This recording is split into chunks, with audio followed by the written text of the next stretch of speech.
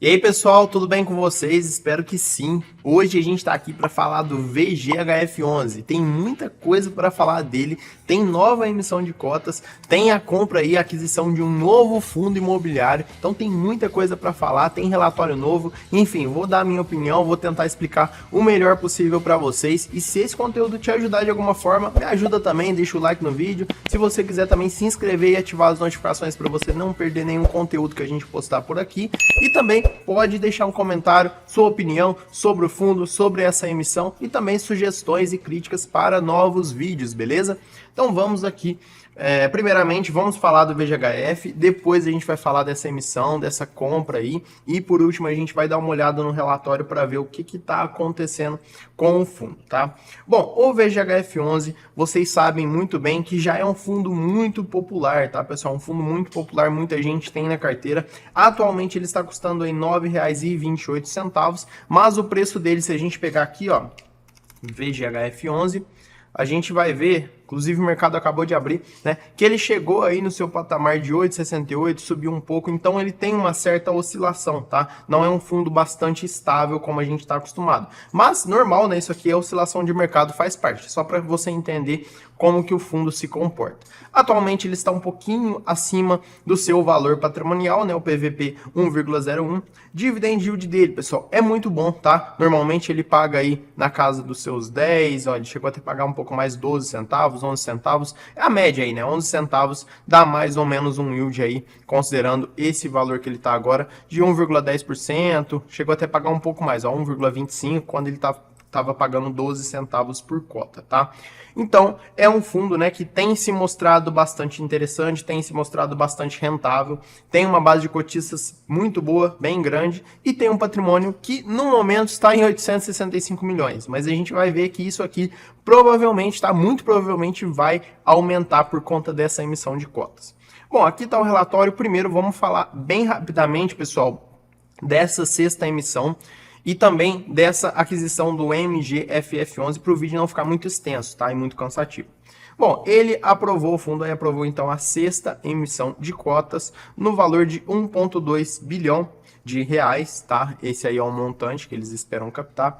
A gente vê que o fundo não está com um desconto muito atrativo para você poder entrar nessa emissão aí de 0,11% apenas, tá? Lembrando aí que o valor da emissão é de R$ 9,19 e a taxa de 13 centavos, tá? 1,41% de taxa, tá?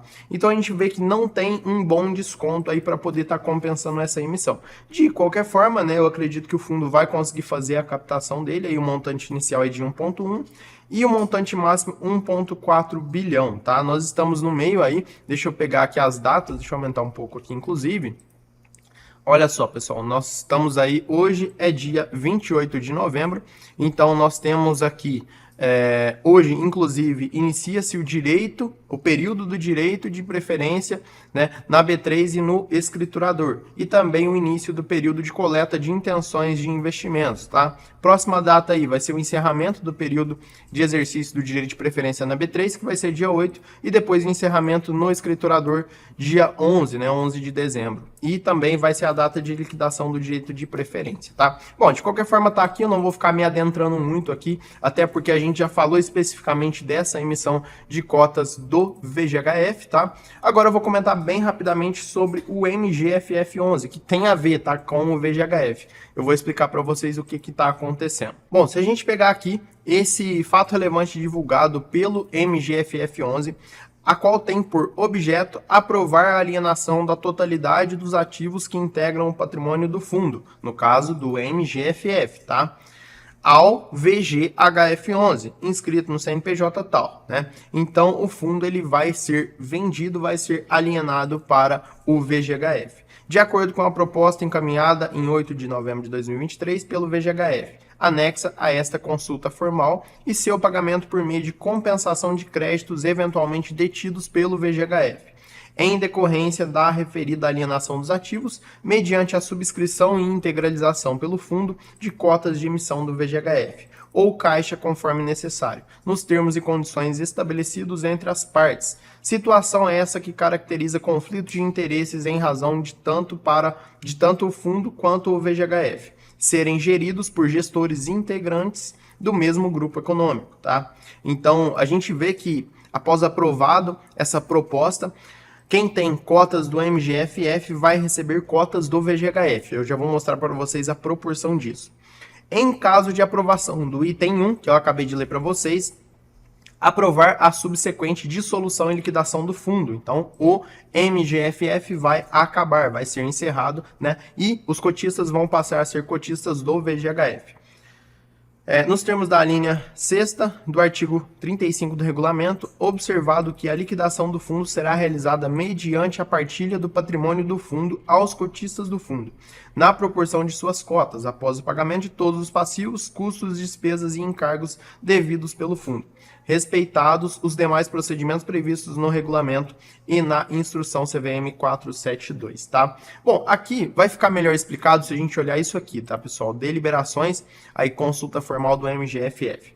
Após aprovar a alienação da totalidade dos ativos que integram o patrimônio do MGFF11 ao VGHF11 e seu pagamento por meio da subscrição e integralização pelo fundo de cotas de emissão do VGHF.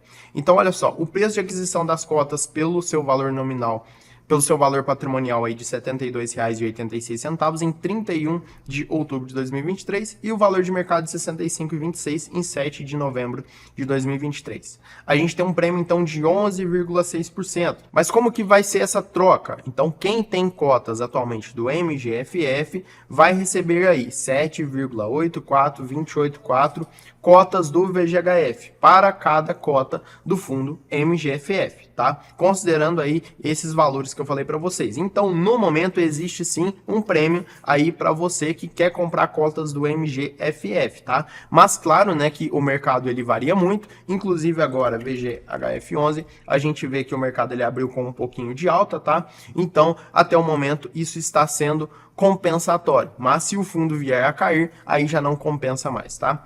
E a oferta do VGHF será feita pelo valor patrimonial da cota, R$ 9,19 em 31 de outubro, mais 10 centavos de custos, né, que é o custo aí da nova emissão de cotas. Apesar de que aqui, não entendi, porque aqui tá 13 centavos e aqui tá 10 centavos, então tem que ver isso aí, ou é 10 ou é 13, mas provavelmente se saiu aqui, deve estar errado aqui no site da Suno. Mas beleza, né? 10 centavos ou 13 centavos não vai alterar tanto assim, apesar de ser significativo quando a gente fala de um montante maior.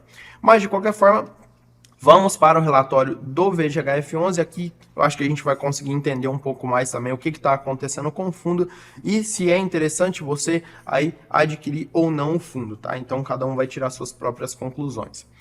Vamos lá, o VGHF, para quem não sabe, ele é um fundo de hedge, né? Um hedge fund, então ele pode investir em vários ativos-alvo, por exemplo, ações imobiliárias, debêntures imobiliárias, SPE, CEPAC, cota de fundo, CRI, enfim, vários títulos, né? Vários ativos aí, então o fundo ele tem uma possibilidade maior, já falei isso aqui várias vezes, de poder aproveitar os bons momentos do mercado para cada segmento, né? Para cada tipo de ativo, tá? Isso é interessante. O fundo ele encerrou o mês de outubro de 2023 com a totalidade de seu patrimônio alocado em ativos-alvo, distribuído em 111 diferentes ativos, num total investido aí de 890 milhões. Ainda no final do mês, o fundo possuía um total de 38 milhões versus 63 milhões em setembro em operações de venda e recompra futura de CRIs, compromissada reversa, ao custo médio de CDI mais 0,82% ao ano. E os recursos líquidos são caixa, né? Estavam em instrumentos de caixa.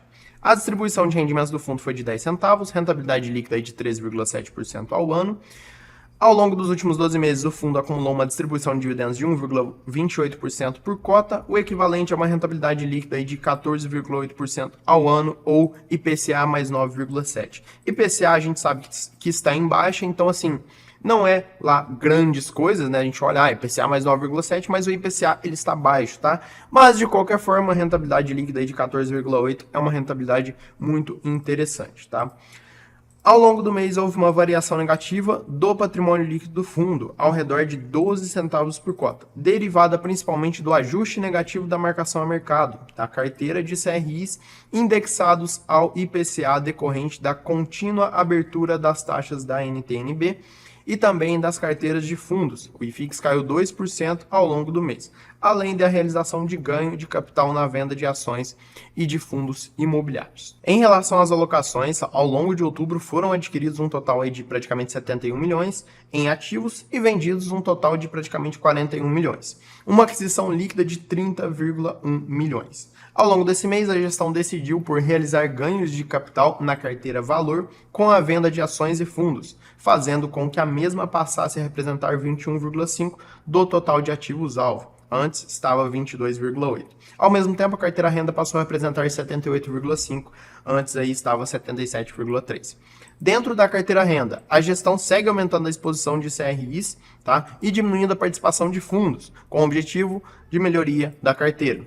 Destacamos aqui, é interessante, destacamos também o contínuo aumento do número de cotistas do fundo, que chegou a 320 mil cotistas no final de outubro. Então, o que eu falei para vocês, apesar de a gente olhar que é um patrimônio, parece pequeno, mas ele tem uma base de cotistas boa e também com essa nova emissão, a expectativa é que o fundo, né, fique um fundo bem grande, um fundo enorme aí, talvez equiparado com outros, como o próprio MXRF11, né, apesar de ser não ser um hedge fund, mas a gente vai se comparar aí em termos de patrimônio e base de cotistas, tá? Apesar do MXRF11 ser o maior, mas vocês entenderam o que eu quero dizer, né? O VGHF vai passar, se não já é, né? Mas vai passar a ser um fundo extremamente relevante na nossa bolsa de valores, tá? Então, em 21 de novembro de 2023, o fundo publicou o anúncio do início da oferta pública de distribuição da sexta emissão de cotas, que a gente já falou, tá? Bem rapidamente, tá, pessoal? A gente já fez um vídeo aí sobre essa emissão de cotas, então hoje a gente só deu uma passada por cima aqui para você poder entender o que está acontecendo. Aqui a gente vê a carteira de CRIs do fundo, tá? É uma carteira que eu diria bem diversificada, tem ativos aí mais arriscados e outros menos arriscados, então eu acredito que o VGHF11 ele consegue fazer uma gestão muito boa de carteira, tá? Então ele não tem um percentual, olha só, tão alto assim em alguns determinados ativos, isso diminui o risco do fundo, né? Então isso é bom de maneira geral, porque eu sempre falo, se o fundo ele tem um CRI que representa 10, 15% da carteira, isso aumenta o risco da carteira, porque normalmente se aquele CRI der problema, vai dar um problema grande para o fundo. E de maneira geral, pessoal, é um fundo, como eu falei, é um fundo com risco mediano, tá? É um fundo com risco mediano, claro que não é uma recomendação de forma nenhuma para você poder investir, tá? Eu apenas estou dando a minha opinião. Então ele tem 72% em CRIs, 3,4% em FDICs, e como a gente viu, ele teve uma redução aí de fundos, ele atualmente está com 18,75% de fundos na carteira, 2,3% de ações e 6,3% de SPS, tá? Vamos ver aqui em relação à distribuição de resultados do fundo. Aqui a gente pode ver que tem a informação de receita dos últimos 3 meses. Então, nesse mês de outubro, a gente vê que teve um aumentozinho aí na receita, tá? Por conta também aí do CRI, que ele recebeu mais, né? Nesse mês aqui não teve um expressivo aumento da receita em função dos FDICs. Os fundos seguem a mesma coisa, né? A gente vê que aí foi 1,2 milhão em agosto, 1,4 em setembro, agora voltou para 1,2 novamente. Não teve nada aí de ações nesse mês agora e também SPS basicamente continua a mesma coisa. Em relação às negociações, não teve de CRIs, não teve de debênture, não teve de FDICs, mas nós tivemos aí de fundos, né, que manteve um pouquinho aí em relação ao mês anterior. De ações também vem caindo, mas teve um pouquinho, e de SPs não teve nada, tá? No final das contas, a gente vê que ele vem mantendo essa distribuição de 10 centavos, que inclusive, como eu falei para vocês, caiu um pouco, né, aí nos últimos 2 meses, e eu acredito que por conta de todo esse processo que o fundo está passando, de aquisição do MGFF, de novas emissões de cotas, o fundo vai manter uma distribuição menor, né? Porque às vezes ele precisa ali de uma certa disponibilidade de recursos, então ele vai deixar uma gordurinha, tá? Ele vai deixar uma gordurinha, inclusive aqui a gente pode ver, ó, resultado passível de distribuição 10 milhões, distribuição 9,4, tá? Então ele consegue aí manter um resultado acumulado, né, se ele precisar. Inclusive agora está em 746 mil, tá? O que equivale aí mais ou menos 1 centavo por cota. Bom, pessoal, em relação à alocação, né, como eu falei para vocês, 70% são CRIs, 3,3% FDICs, 18% em fundos, 2,2% em ações e 6,1% em SPEs. Vamos ver como que vai ficar após essa nova emissão de cotas. A gente sabe que normalmente o caixa do fundo ele tende a ficar um pouco desbalanceado quando tem uma nova emissão, porque o fundo, até poder fazer a liquidação aí dessa emissão e investir nos ativos que ele quer investir, demora um pouquinho. Então a gente, é por isso que eu acho que o fundo tá fazendo um bom trabalho de manter essa distribuição um pouco mais baixa, né, por conta de toda essa turbulência, entre aspas, que ele vai passar, tá?